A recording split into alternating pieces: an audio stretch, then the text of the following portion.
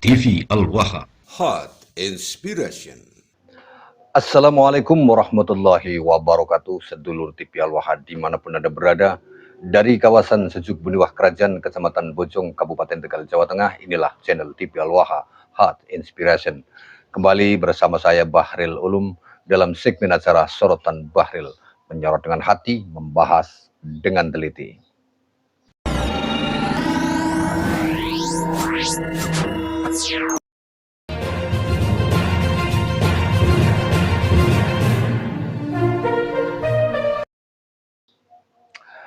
Sedulur TV Al-Waha,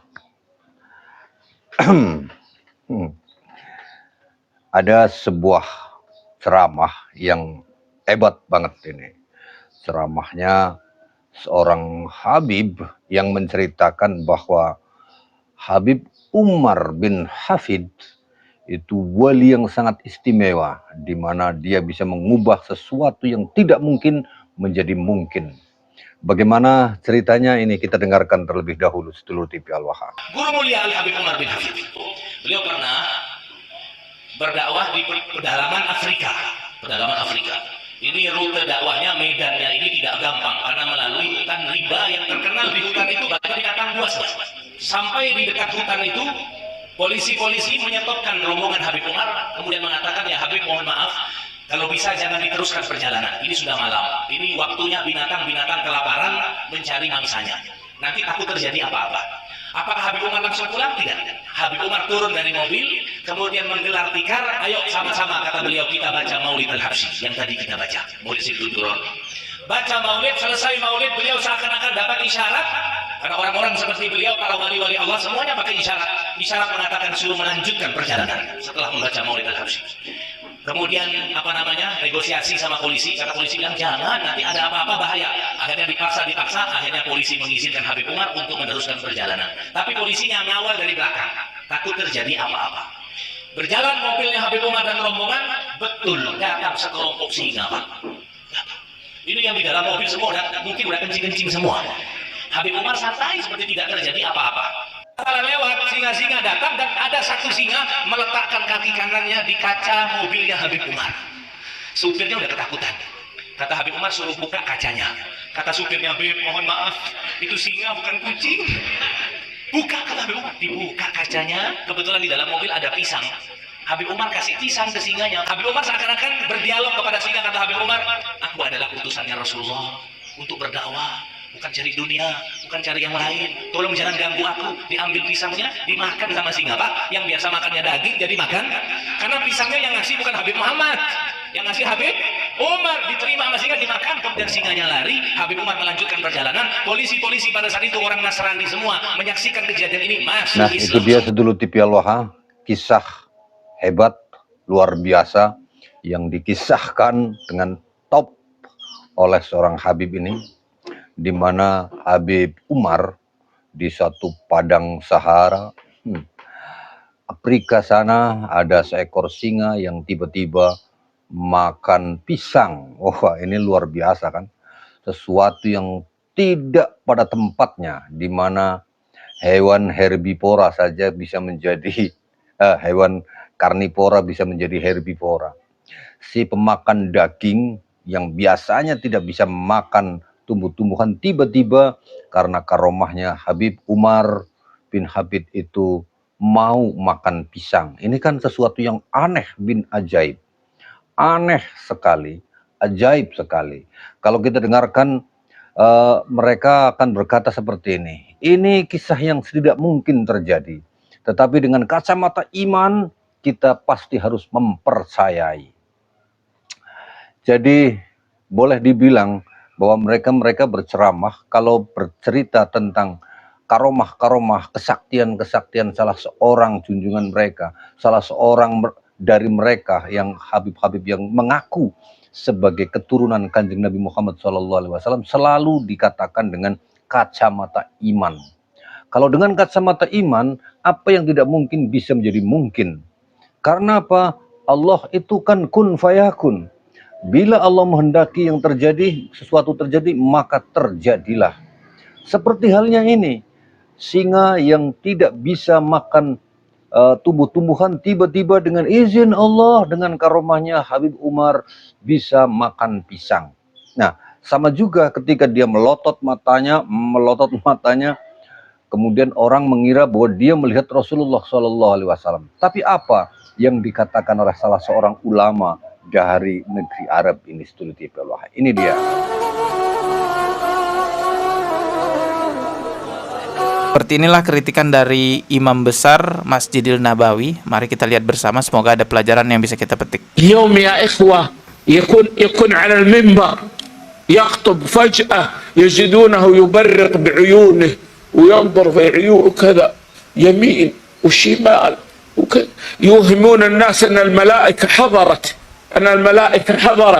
ولا واحد على المنبر يخطب وفجأة يا مرحبا بالمصطفى، يا مرحبا يوهم الناس أن النبي صلى الله عليه وسلم دخل كذا.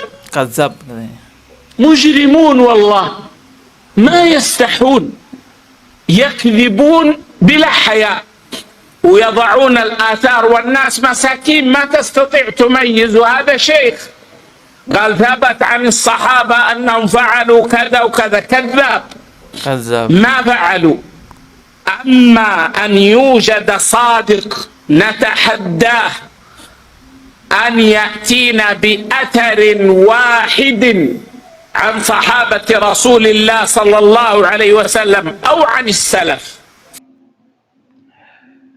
Habib Umar bin Hafid ini dikatakan berdusta dengan mendelik matanya, seolah-olah melihat sesuatu yang tidak bisa dilihat oleh orang lain.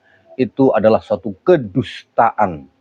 Orang kalau sekali saja berbuat dusta dan kemudian dipercayai oleh orang lain kedustaannya itu, diakui kedustaannya itu sebagai sesuatu yang nyata, maka dia akan terus berdusta dengan dusta-dusta yang lainnya, sedulur TV Al-Wahab.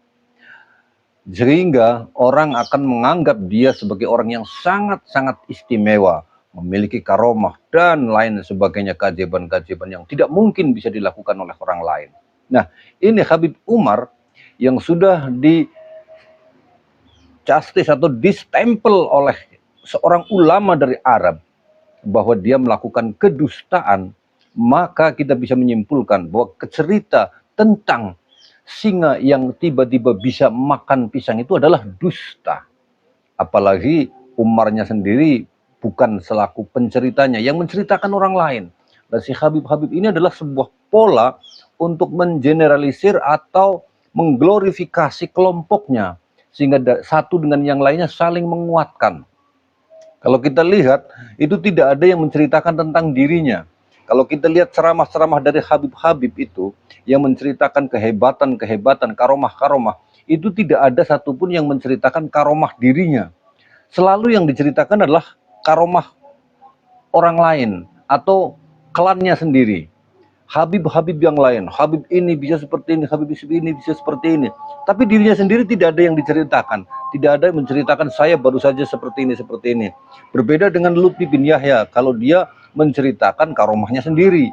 Ya, saya baru saja didatangi oleh jin, misalkan itu kan ada. Itu Lutfi bin Yahya ngomong kayak begitu. Saya didatangi oleh jin, mereka minta ijazah kepada saya. Nah, kakinya ada yang seperti kaki angsa, kaki bebek, dan lain sebagainya. Dia menceritakan karomahnya sendiri. Nah, secara umum Habib-habib yang menceritakan karomahnya itu selalu menceritakan orang lain, saling mengangkat kehebatan klannya sendiri, sehingga dengan demikian si muhibin yang mendengarnya akan menganggap bahwa keluarga Habib itu adalah keluarga yang istimewa. Karena apa? Habib ini bisa mengatakan semacam ini, Habib ini bisa melakukan semacam ini, Habib ini bisa menurunkan rantai emas, bisa turun dari langit itu hujan susu, bisa ketemu dengan orang yang sedang membaca Al-Quran begitu menggali kuburan, sampai ada yang mi'raj 77 kali. Itu yang diceritakan kan orang lain semuanya. Dengan menceritakan orang lain itu, dirinya terangkat sedulur TV Al-Wahab. Ya, jadi apa yang diceritakan oleh Syekh Habib ini dan apa yang diceritakan oleh Habib-Habib lainnya itu adalah kedustaan. Kita mengatakan sebagai khurafat. Karena apa? Apa yang mereka sampaikan itu, kalau ditelusuri dari segi manfaat, apa manfaatnya? Nggak ada manfaatnya, saudara. Manfaatnya hanya untuk mereka. Mereka kemudian disanjung, dianggap sebagai kelompok wali, keluarga keturunan Nabi Muhammad SAW yang memiliki karomah, karena Nabi Muhammad itu Rasul yang istimewa. Jadi sedulur TV Al-Waha, pakailah akal, karena agama Islam bukan agama dongeng dan bukan hanya sekedar agama iman, tetapi iman itu sendiri adalah sesuatu yang harus bisa diilmiahkan. Begitu sedulur TV Al-Waha. Ini sudah masuk adzan zuhur, karena itu di masjid suara ngaji sudah terdengar. Saya sampai di sini dulu. Assalamualaikum warahmatullahi wabarakatuh.